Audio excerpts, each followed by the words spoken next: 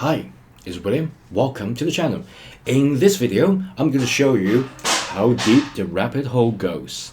So, if you watch my previous video, you know that if you just treat grease pencil as a 2D drawing tool, you get your like a familiar layers and blend and opacity, all sort of things that you might think that you already know, but that is not the case. So in this video, I'm going to show you some of the weird things about your grease pencil, and I'm going to show you a really deep rabbit hole, and I'm going to show you some of the optical illusion. So you might think that you know, you might think that you saw something, but in fact you don't. Okay, so stick to the end, and I have an amazing thing in store for you.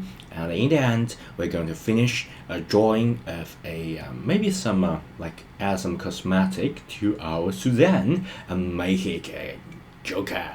Right. So let's get to it. So previously we simply treat this grease pencil as a 2D drawing tool, right? So just everything is just a 2D, and if you just hold and just pan your middle mouse, you're going to see it's not actually 2D. Okay, it's actually a 3D space, and Blender is a 3D based software. Okay, so you have to know that everything is in 3D. It's just to give you an illusion of 2D. Okay, if you just go to object mode, you know it's 3D, and you just press the numpad 1, just give you an illusion of 2D, but in fact it's 3D. And once you know that, what I'm going to do is to show you something weird. Okay, so previously you already know that the higher the layer you are, is more like the front that is closer to you. Okay, so you might think that you already know, but what if I rotate this canvas a little bit? So if you look at here, so yeah, I just grabbed my pen. So if you look at here, you can see we got this test layer, which serve as a sort of a crown and some crying thing here. Okay, you might think that yeah, this is like the frontest part. Okay, and in fact it is. Okay, so if you hide it, you can see that it's just like a layer above the original layer, and if you you want to see that more drastic changes, you can change the tilde color, okay, to I don't know, maybe reddish color, something like that. And if you don't see any of the changes, that's because you haven't increased the factor. Okay, so if you change the factor, you can see that this definitely is above the line layers. Okay, so if you hide it, and here it's definitely above it. So you might think something like this. Let's just get rid of this layer, because we no longer need this layer. And you might think something like this. Okay, so right now you might think, hey, this is really simple. Okay, so we got this test layer, so this should be a test layer like here. Okay, and then below it we got this lines. Okay, we got some layers like this, and then we got fields. Okay, something like this. So you might think this way. Okay, and so you might think something like this. So test and line, yeah, let me just show you here. So you might think something like this. Let me just use my mouse for that. So test and line and field. And so the test will be like the most up front, and then line in the middle, and field, just like the order at here. Okay. And in fact, if you look at this way, it is. Okay, so if I hide the line, okay, the line is definitely above. If you look at here, okay, above this the test is above the line. Okay, and line is above the field. Okay, so if you make it a little untransparent, you can see that it's sort of covered. But if I rotate this to that, so if you look at from this point of view, everything just as you think. But if I just tiny little bit rotate this a little bit, something strange will happen. Okay, so if you look at here and you hide the test, you hide the line, and you hide the field, you can see that it's not what you expected. So essentially, if you look at from this way, the test layer be like here. So let me just hide it just for a bit. So the test layer will be here, and at beneath this will be lines layer, and then beneath it will be field. So that's so strange. Okay, so it should be the like the really underneath test layer should be. So if you follow the order at the left, it should be the lowest part, the most underneath part will be our test layer, and then the middle part will be the lines, and at the outer part will be fields. That's a little bit weird. Even if you watch from different direction, you still get same result. So whichever angle that you choose to look at this object, you will get the exact order at the layers here. That's the amazing thing about grease pencil, and this can like you may not even notice this for a pretty long time, but it can actually solve you a lot of problem. So say if you just follow this specific order, so the task layer, the line, and then the fields, okay, and you rotate this, you watch the object, the 3D object you draw from 3D space from different angle, and it's gone. It just become a field, because the field should be like the lowest part of the layer, and then lines middle, and the text will be up front. Okay, so if you go backwards and you look at it, the field should be the first thing that you see, but in fact it's not. In fact, whichever angle that you choose, whatever angle that you choose, it will follow the exact same order. So it kind of felt like change the layout according to the context. Everything is rendered, as long as you're looking at it, it follow the layer order like here. Okay, this can solve so many of the problem. Okay, and you can always get a consistent layout of the text layer and the lines and the fields. Okay, and if you want to change it, if you have to change that to like a 3D layout, that's okay. And you have to really think about this, because sometimes what you think is intuitive, in fact, is not. It's like a weird rendering. Okay, this kind of weird rendering can give you an intuitive feeling, but if you have to do this like a force that the grease pencil in a 3D space, that's totally okay. Okay, I'm going to show you how to adjust these weird settings to more, like a hardcore settings. Okay, so let's do this. So if you click this layer and you just go down, you don't need to click a layer, by the way, just scroll down. Okay, you can go to strokes, and here is the option that you need to change in order to like forcefully change that to the hardcore mode, which will be like a 3D location. Okay, so if you just do that, you instantly can see the changes.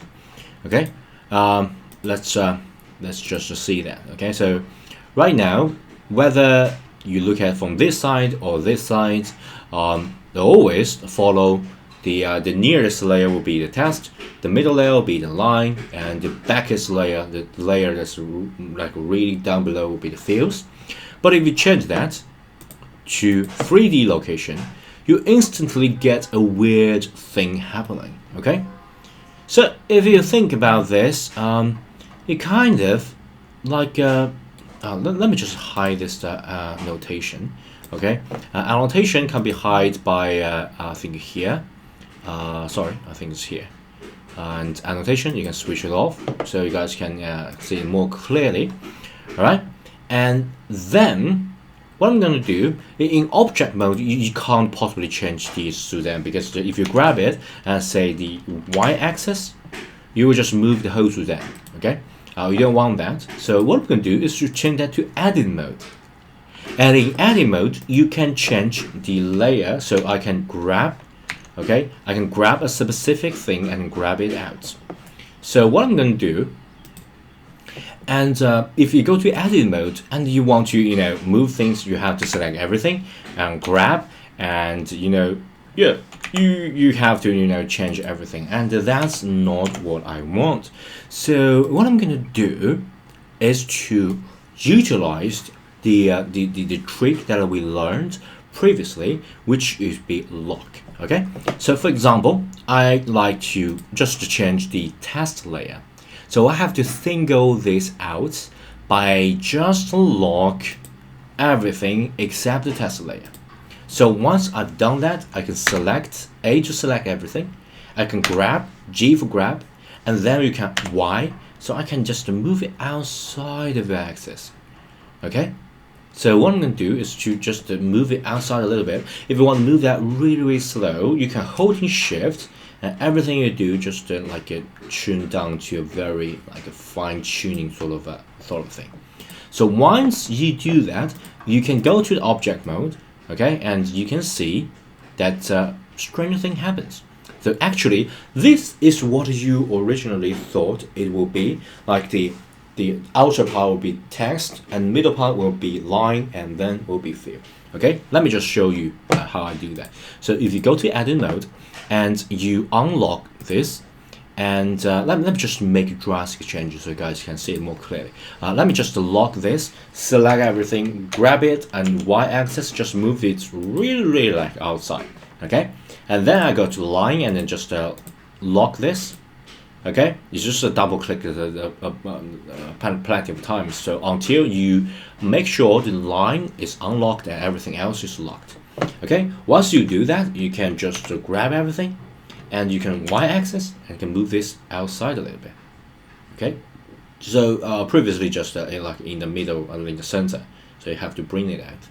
Okay, and then you can see that these three layers got separated, even though right now it's just one Suzanne, one grease pencil object.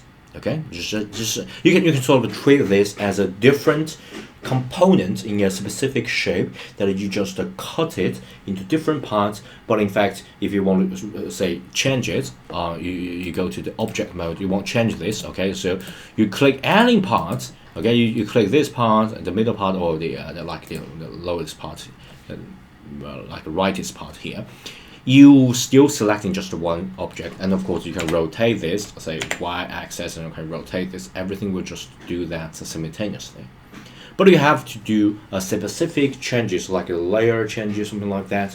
You're going to go to the object mode. Go out of the object mode. You can do this in edit mode, and you have to lock the layers and unlock the layer that you want to do, and unlock. Yeah. So what I'm talking about, you have to lock the layer that you don't want it to change, and just single out specific layer or specific layers in order to do this. So for example, if I want to change these two layers, and I just unlock this, okay, and I can select everything, and I can grab this and then grab y-axis, I can just move this too. So it's sort of like a single out, and then I can add more detailed layers in between.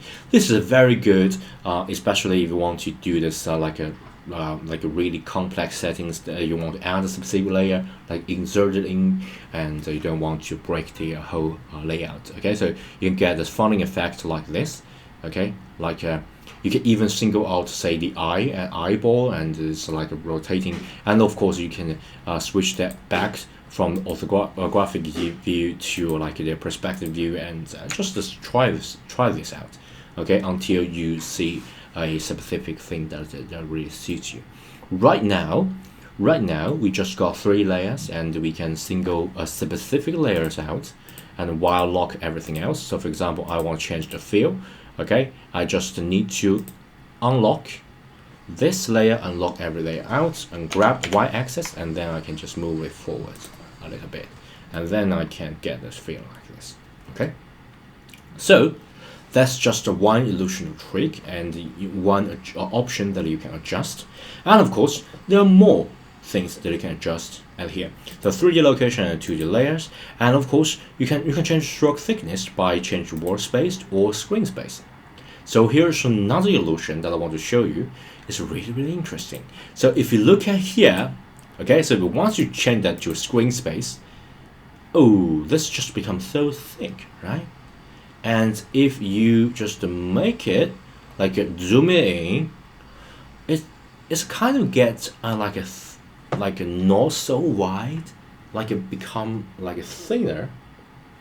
But if you like just eyeball this, you might think that the actual thickness of a stroke change. But if you use maybe a ruler, or you use a rule of thumb, okay, just you put a thumb inside of this, and you just hold it thickness, you can see that actually it's not changing. So it's like an illusion, but in fact it's not changing. Okay, let me just show you. Okay, so I don't know how to show you guys, but it's just right now you can put maybe like a finger on this, and I scroll it up. Still, it's the same thickness. So if you look at here, let me just to give you some of the hints. Okay, and maybe here. Okay, maybe this place. This place. Okay, this part. I just focus on this part. Okay, if I zoom in, still is the thickness. If I zoom in, still is the thickness. If I zoom in, still is the thickness. Okay, so it kind of just take the specific width, specific thickness according to the screen. So this, so say you take just 1/10 of the screen size, it will just always take 1/10 of the screen size. And even though you zoom it out a little bit, still is 1/10 of the screen size. Okay, but relative to the object that you build inside of your 3D space, it will relatively become thicker, or sometimes it will just overlap with the whole object. I don't want this to happen. Okay, so normally I wouldn't change this setting because I want it to be like a proportionate to these 3D objects that I made. But you have to be aware that actually, if you choose out your screen space, the actual width of this line is not changing. It's just a relative size changing, so it gives you a kind of illusion that it's changing. Okay, that's an amazing thing. I think you can build a lot of projects according to this function. Especially there is a special genre, I think it's called like illusion, like an optical illusion artist, something like that. You can invent new things that are using this powerful tool. And I have a few projects in mind. I might have to show you in later tutorial, because I want to dedicate my video to a specific byte size and dedicate to a specific subject. Sorry, I want to discuss. Okay. So if you're still there, yeah, really thank you for your time. It's nearly 20 minutes, and I know my spoken English is not so good, so I'm trying my best to share my journey of art with you guys. And if you're still there, please give me a thumb up and give me a subscription if you like my content, and maybe switch on the notification bell. That would be, I'll be really grateful for that. And if you're rich, you want to support me, yeah, do please join the Patreon. I share a lot of my thoughts on Patreon, and you can download all the project file, and you can buy my like the commercial use of my work license. Okay, even commercially, that's totally okay. Okay, so yeah, thanks so much for your time, and I'm going to see you in the next video. So let's continue our journey of Grease Pencil in the next video. Okay, bye.